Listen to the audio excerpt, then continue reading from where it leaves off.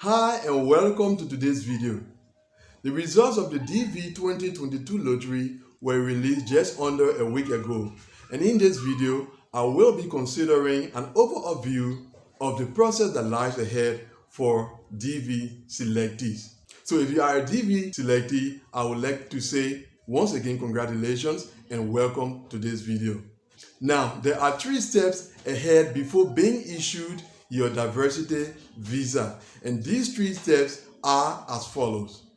Number 1, filling out and submitting your DS-260. Now, the DS-260 is a form that is found on the official website of the State Department, and that form is intended for you to officially apply to the US government by means of the State Department for permanent resident status in the United States. So the first step is filling out that form and submitting it. Now, in your selection notification letter, it is written that the instructions are found on the Department of State website, which is true, and which I guess has led some of you to actually go to the Department of State website to read the instructions. But there is a sentence on that website that I would like to draw your attention to. And that sentence says that you must fill out a DS-260 immediately in order for you to schedule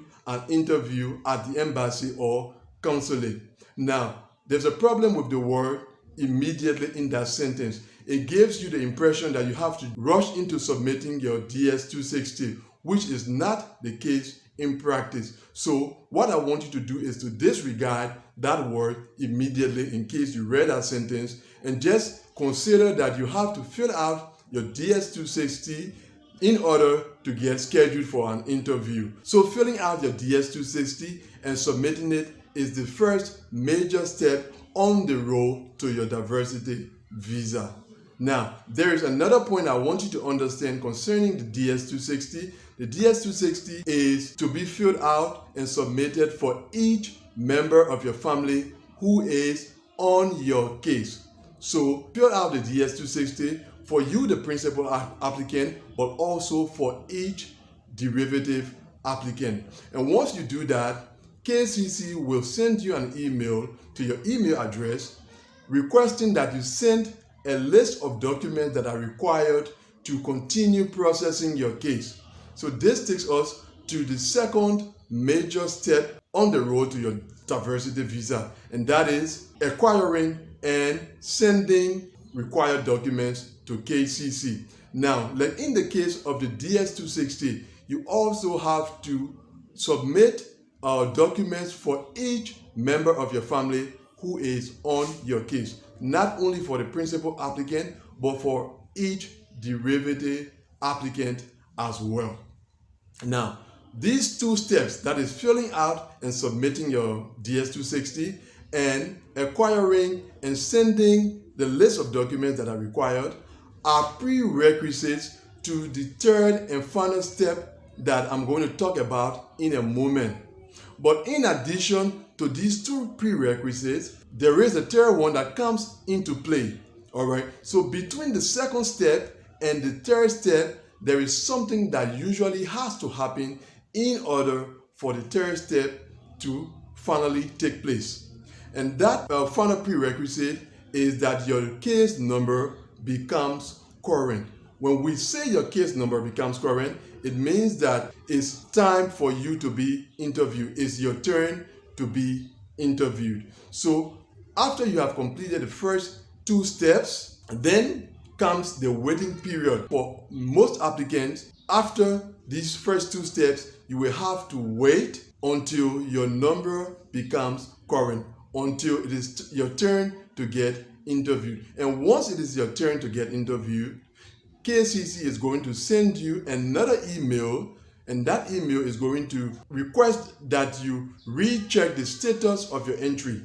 Rechecking the status of your entry simply means you will have to go and check your result once again. Now, when you go to check your result, you will realize that the first notification letter, the letter that notified you that you were selected for further processing in the DV program, will no longer be there. There will be a second notification letter that will spell out the details of your interview. That takes you to the third and final step, which is the interview itself.